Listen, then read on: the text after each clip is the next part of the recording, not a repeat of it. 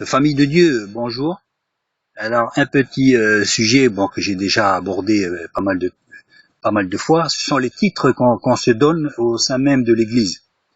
Et une première pensée qui me vient à l'esprit, au sein de l'Église, à savoir si c'est une Église, parce que vu les titres qu'on se donne des fois, je doute fortement que ce soit une Église ou plutôt une association de religieux, je sais pas. Enfin bref. Pour résumer, le seul titre que nous pouvons espérer mériter, je dis bien mériter, c'est le titre de serviteur inutile. Et encore, c'est pas donné à tout le monde. Serviteur inutile, il faudra d'abord faire ce qu'on aura à faire. La vérité de la palisse. Bon, vous aurez fait tout ce que vous aurez à faire. Bon, sous-entendu que le Seigneur nous demande de faire.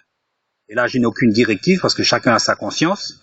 C'est pas moi ou quelqu'un d'autre qui va vous dire ce qu'on a à faire. On a chacun une mission et c'est à nous à la savoir. Bon, mais quand on aura fait déjà tout ce qu'on a à faire, à ce moment-là, on pourra espérer avoir un titre de serviteur inutile. Alors, s'appeler lieutenant, parce que j'en vois maintenant, il y en a qui s'appellent lieutenant, ils pensent que c'est l'armée du Seigneur, vous voyez. Alors tiens, toi tu seras le lieutenant, général, je sais pas, ça ressemble à l'armée du salut. Quoi?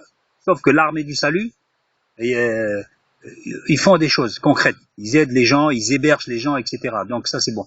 Mais non, certains qui se prénomment de tels titres, je dis non. Tout à fait non. Les titres que nous pouvons avoir au sein de l'Église, quels sont-ils?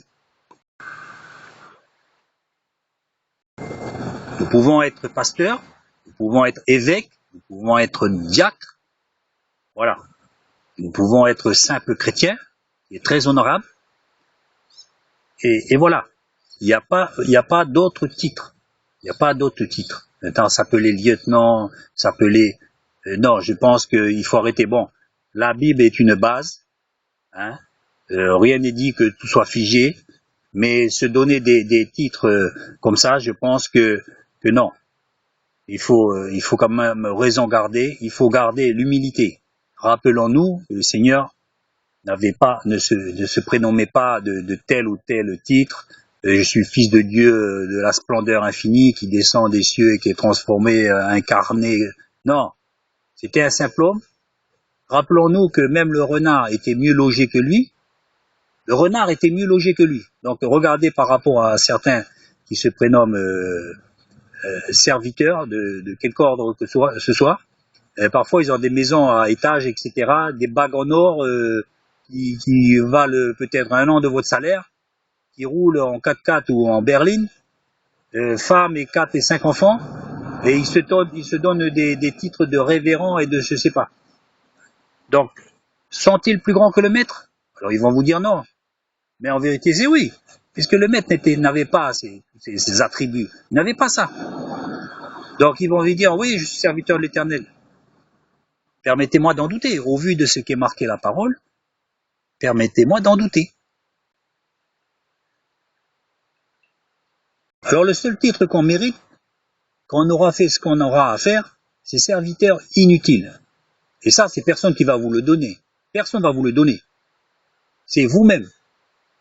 La Bible nous dit clairement, dites-vous en vous-même, je suis un serviteur inutile. Il faut que ça vienne de nous.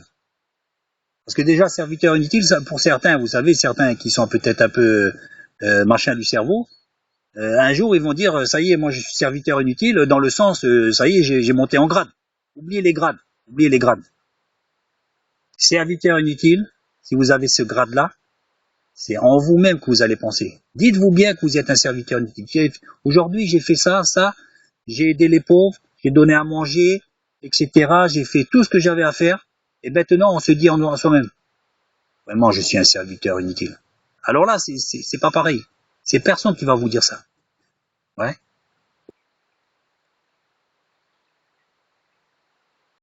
Non, mais sincèrement, serviteur inutile, ça se mérite. Ça se mérite, c'est pas donné à tout le monde d'être inutile.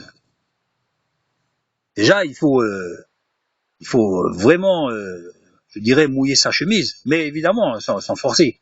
Vous savez, dire, tiens, je vais faire des œuvres, tout ça, je vais faire tout ça, là. Non, c'est naturellement qu'on fait ces choses-là. Et puis sans Hein? Sans souffler du clairon. Ou alors des fois on souffle pas du clairon, mais on fait bien attention à ce que les caméras soient braquées. Ouais. Dis, attends, dans 5 minutes la caméra elle est sur moi là. Ça y est, hop, je mets une pièce. Ça y est. Vous savez, comme ceux qui mettent les bulletins dans l'urne. Et ils sont là, ils attendent avant de faire glisser. Ça y est, les caméras ils sont là, c'est bon, on peut glisser dans l'urne là. Ça y est, tac. Non, non. Il faut, vous savez, le genre fausse humilité.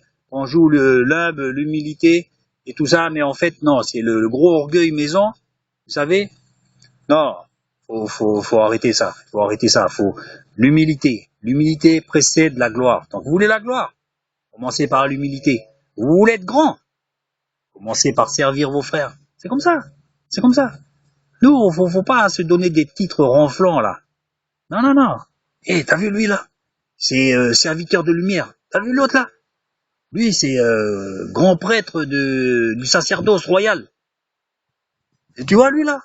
C'est un prophète de Melchisédek. Oh punaise, c'est des titres, là, on sait même plus. Non, non, faut arrêter, arrêtez ça, arrêtez ça. Serviteur inutile. Mais attention, je le répète, ça se mérite d'être un serviteur inutile, ça se mérite.